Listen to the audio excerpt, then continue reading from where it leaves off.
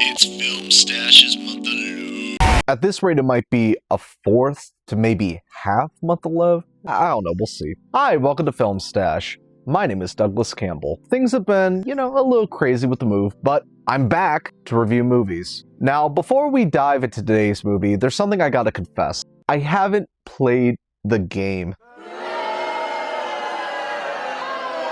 Yeah, I know. I don't know games. To quote my grandma, I don't play the games. I'm a movie guy, which is why it's interesting that within a short period of 5-ish years, we have another YouTuber entering the world of filmmaking. Last October, I covered Shelby Oaks with Chris Stuckman, and now I'm covering Markiplier's Iron Lung.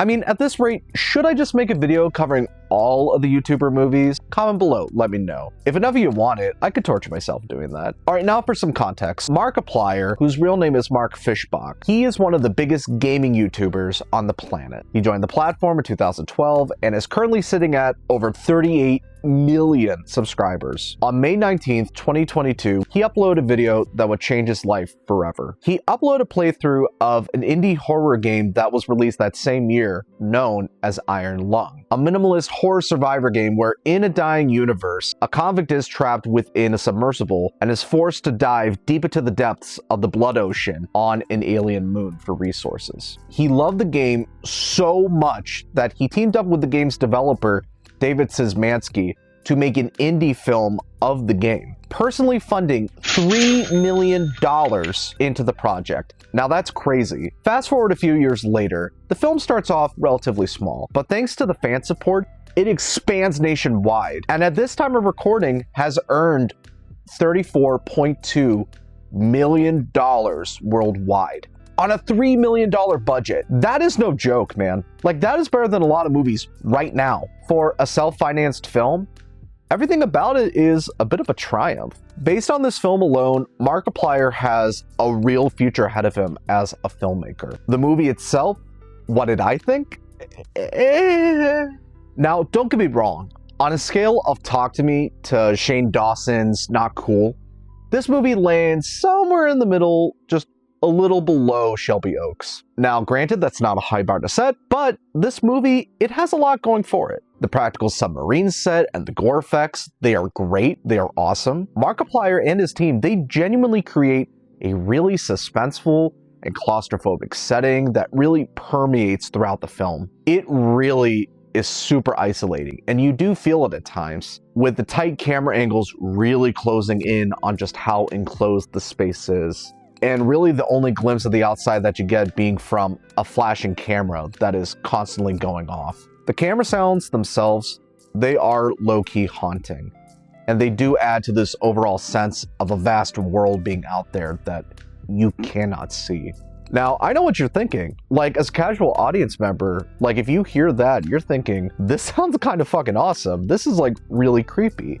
So, what stops this from being good? And unfortunately, what stops it from being good, let alone great, I hate to say it, but it's Markiplier. Now, this is just my hunch having not played the game, but rather seeing like some gameplay videos. I genuinely believe that Markiplier is passionate and loves this material. He loves it. I love it. I love it. He loves it so much that he just took the game, built a practical set, got a bunch of gore effects, and just translated it to the screen. But he didn't adapt it into being a movie, you know? And whenever the suspense isn't firing, you're just left with a bombardment of exposition. You get nothing but heavy blood waves of exposition. It's clunky, I don't feel like it's natural, and despite all that exposition, like, what's weird is, like, not a lot of it really stuck with me. I had trouble connecting with most of the film just because so much exposition was thrown that I genuinely had a hard time grasping a lot of what was going on. Like, I got enough of the concept just through the context clues and some of the exposition thrown my way, but it's one of those experiences where a lot is said to me, but I'm just kind of like nodding along like, yeah. Which I think would probably be fine because the situation itself, it's dire enough to where I can connect with this character, right? Right? Unfortunately, Markiplier's acting, it really didn't help much either. His acting felt like he graduated from the Keanu Reeves School of Acting, particularly from the John Wick division. He had two settings. He had kind of the gruff badass who's, oh, I'm a badass, I'm a convict. And then he had yelling. Lots of yelling. He did not feel like a real character. Like, if his acting were better, I could have, like, forgave it, but ultimately, I just could not separate that I was watching Markiplier in a movie. And because it didn't feel like a real character, it ruined quite a bit of the suspense for me. And so when watching it and not really connecting with it for 80% of the film, it felt like a really well done YouTube fan film. It's not for me, I'm not connecting with it, but you know what? For a fan film, that's awesome. But then for the last 20% of the film, the climax, holy shit, guys. Now, heads up, this is going to be a bit of a spoiler, so here we go. His Evil Dead style death from the sea monster, that fucking ruled, guys. Like, that was awesome. Buckets of blood, practical gore. It was absolutely unhinged, and I was here for it. Well done.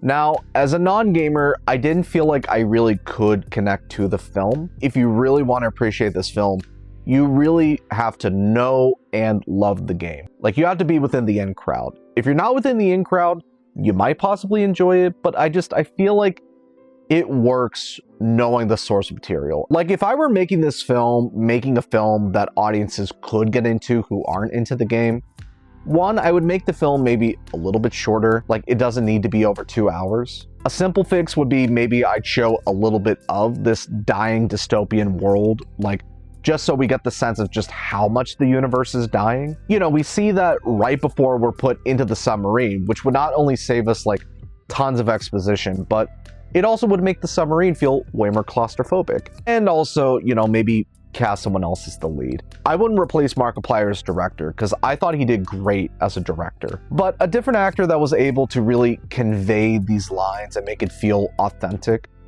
I think it might have made, like, the peril, like, really hit harder. Now, granted, maybe a lot of these solutions, it would have raised the budget up considerably. But you know what, honestly, that's my opinion. Because, like, Markiplier, he doesn't need to fucking listen to anybody. His movie is doing so stinking well that, you know what? Even though this movie isn't for me, like, you know what? You go, Markiplier. Like, I think, like, the fact he was able to do this and it has garnered such success, that is awesome. In the end, like, this film, it very much was not for me. I really did not connect to it, but the practical sets, the practical effects, and that really gory ending, like, that is what made it for me. If the rest of the film, in my opinion, was able to live up to those great elements as well as the camera shots, I think we would have had, like, a really solid sci-fi horror film. So I'm giving this a 3 out of 10. Thank you for watching this video. While you're here, don't forget to like, share, and subscribe.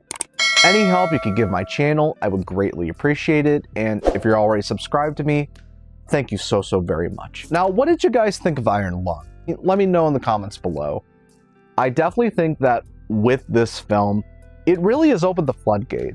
I think we're going to get a lot of big YouTubers. They're actually going to pursue making their own films. Once they're done making the films, they're actually going to distribute it on their own. It's opened the floodgate. It's happened now. We see that this can work. I definitely think it's a very exciting time. Like, I definitely can't wait to see what unfolds from this. Until inevitably we get one of the Paul brothers to make their own movies and it makes a shit ton of money. Well, that's all the time we have for today on Film Stash. My name is Douglas Campbell, and if you excuse me, I'm gonna add to the stash.